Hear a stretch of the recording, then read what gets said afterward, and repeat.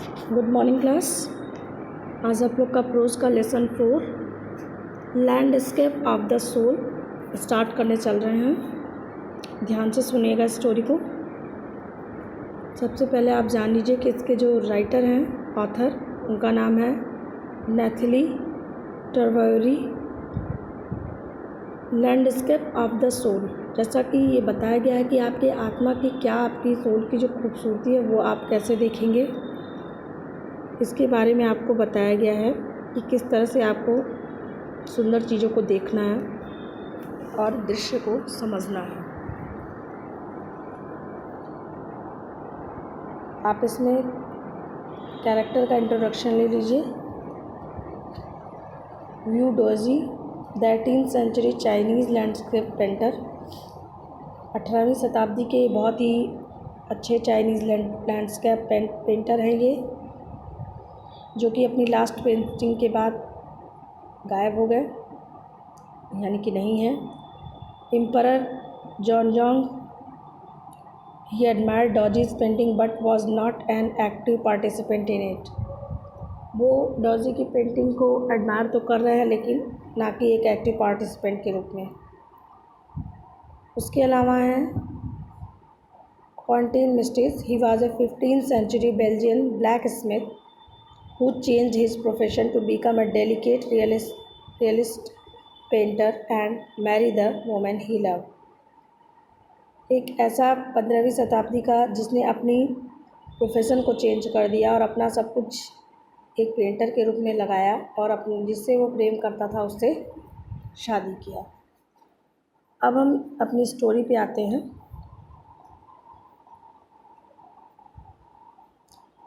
A wonderful old tale is told about the painter again, and the artist was never seen again this world।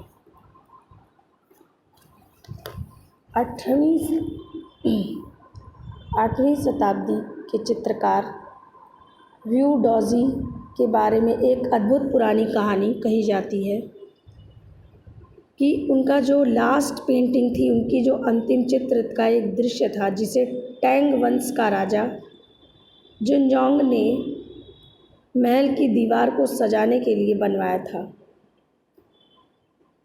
चित्रकार ने अपने चित्र को पर्दे के पीछे छिपा दिया था, इसलिए केवल राजा ही इस चित्र को देख सकता था।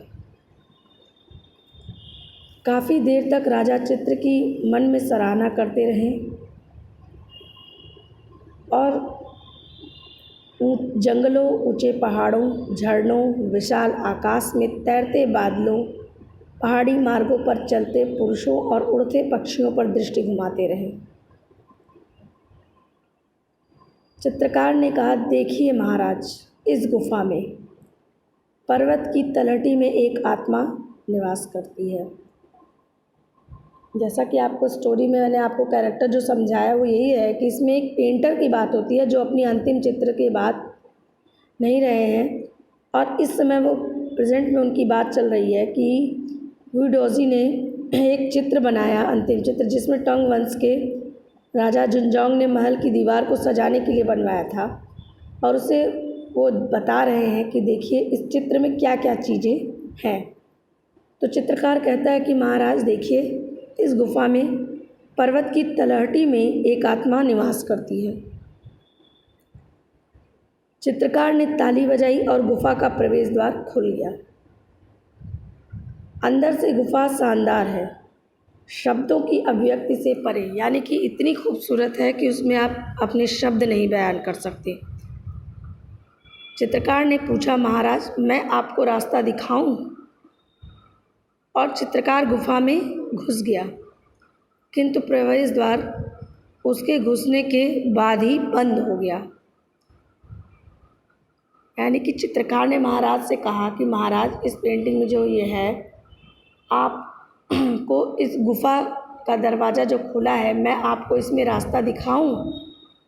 इतना कहकर चित्रकार आगे बढ़ा, और चित्रकार जैसे ही अंदर गया, अभी महाराज कुछ कहते उसके पहले ही गुफे का दरवाज़ा जो प्रवेश द्वार है वो बंद हो गया। इससे पहले कि हैरान राजा हिले या कुछ बोले, चित्र दीवार से गायब हो चुका था। और उस महान चित्रकार ह्यू डॉजी के ब्रश का एक चिन्ह भी नहीं बचा और दोबारा कभी भी इस चित्रकार को संसार में नहीं देखा गया।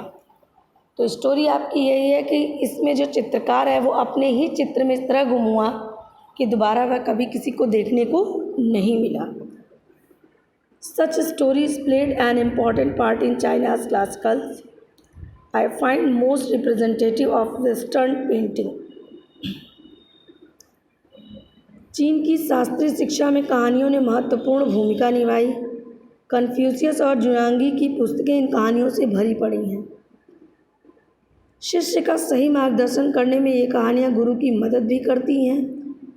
कथानक से परे ये कहानी उस भावना को बहुत ही गंभीरता से प्रकट करती हैं जिस भावना से कला पर चिंतन किया जाता था। इस कहानी या एक दूसरी कहानी जिसमें एक प्रसिद्ध चित्रकार ने अपने बनाए ड्रैगन के चित्र में इस डर से आंखें नहीं बनाई कि वह चित्र में से उड़कर भाग जाएगा। इसकी तुलना मेरे स्थानीय हॉलैंड वासियों की उस पुरानी कहानी से करिए जो पाश्चात्य चित्रकला को सबसे अधिक प्रतिनिधित्व करने वाली लगती हैं। तो इस तरह की स्टोरियाँ, इस तरह की कहानियाँ यहाँ फेमस थी कि इस तरह की चीज़ें हैं कि अगर ड्रैगन का चित्र बनाकर अगर उसमें आँखें इसलिए चित्रकार ने नहीं बनाई कि अगर चित्रकार ने उसमें आँखें बनाई तो वो ड्रैगन उसमें से उड़ के चला जाएगा। तो ये इनकी एक फैंटेसी है जो इस तरह से मानी गई है। In 15th century,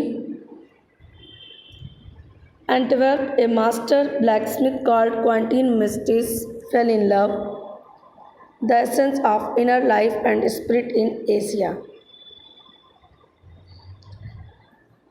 15वीं शताब्दी के एंटवेर्प शहर में एक कुशल लुहार को एक चित्रकार की बेटी से प्यार हो गया। पिता ऐसे व्यवसाय वाले को अपना दामाद नहीं बनाना चाहते थे क्योंकि वो लुहार था। इसलिए क्वेंटिन ने चुपके से चित्रकार के स्टूडियो में घुस गया और उसकी नवीनतम ड्राइंग शीट पर इतनी यथार्थ लगने वाली मक्खी का चित्र बना दिया कि चित्रकार ने उसे सचमुच की मक्खी समझकर हाथ से मारने की कोशिश की। और जब उसकी समझ में आया कि क्या हुआ था, क्वेंटिन को शीघ्र ही उसके स्टूडियो में एक नवसिखुए के रूप में प्रवेश दे दिया। ये दोनों कहानियाँ ये दर्शाती हैं कि कला का प्रत्येक रूप क्या प्राप्त करने की कोशिश कर रहा है।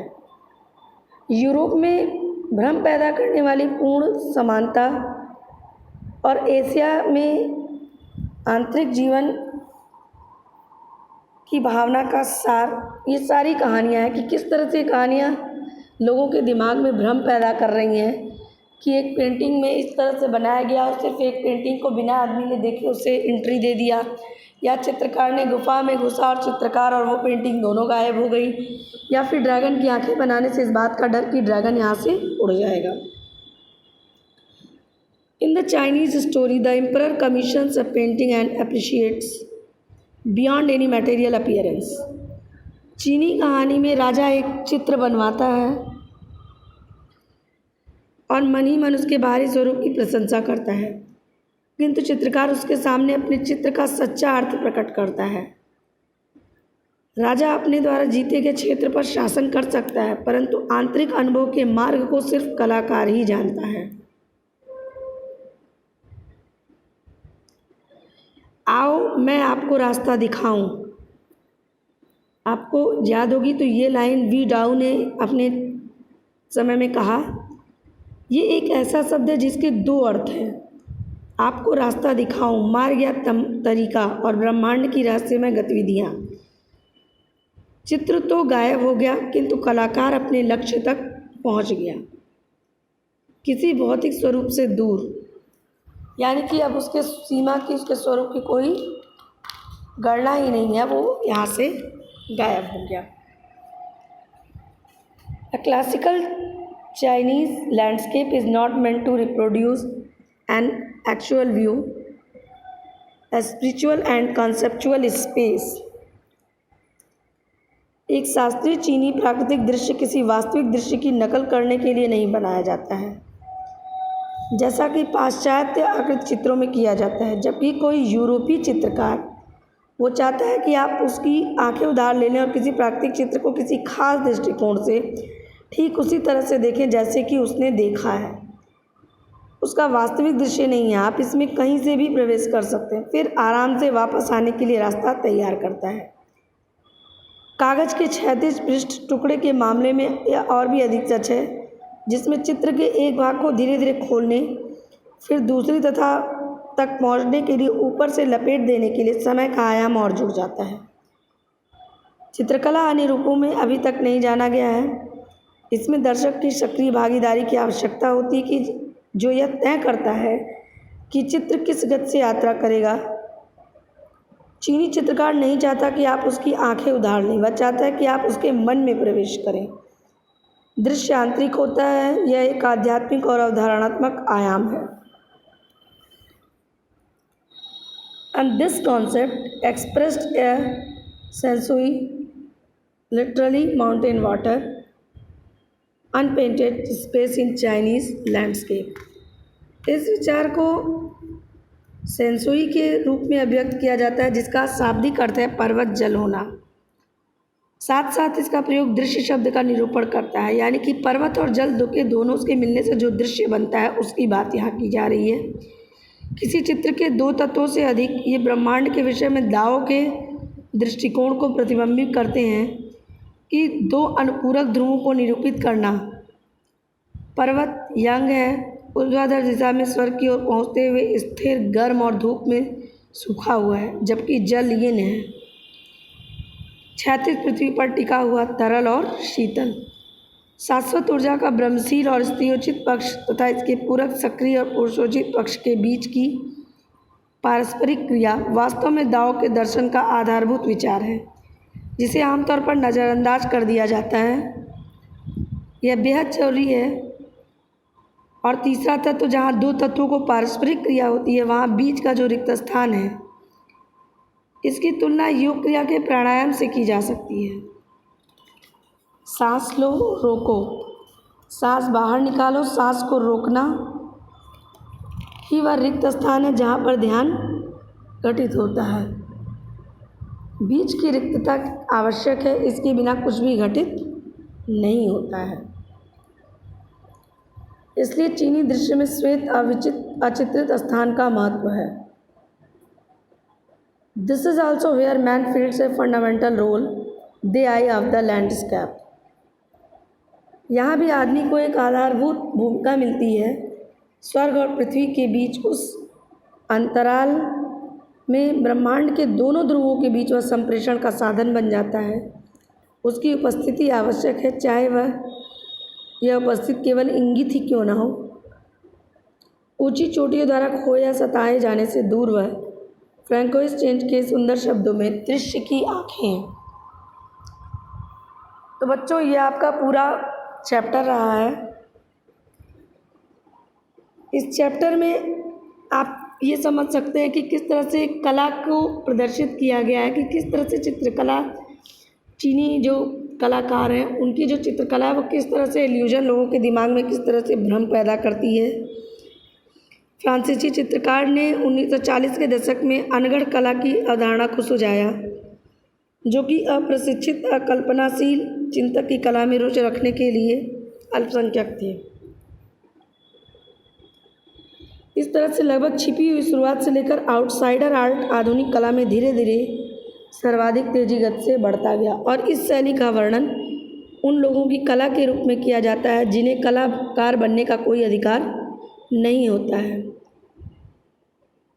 क्योंकि इन्हें कोई भी औपचारिक प्रशिक्षण प्राप्त नहीं होता है और इनकी कृतियाँ जो होती हैं मुख्य धारा की प्रस्तुतियों को विचारोत्तेजक रूप से विरोधाभासी होती हैं।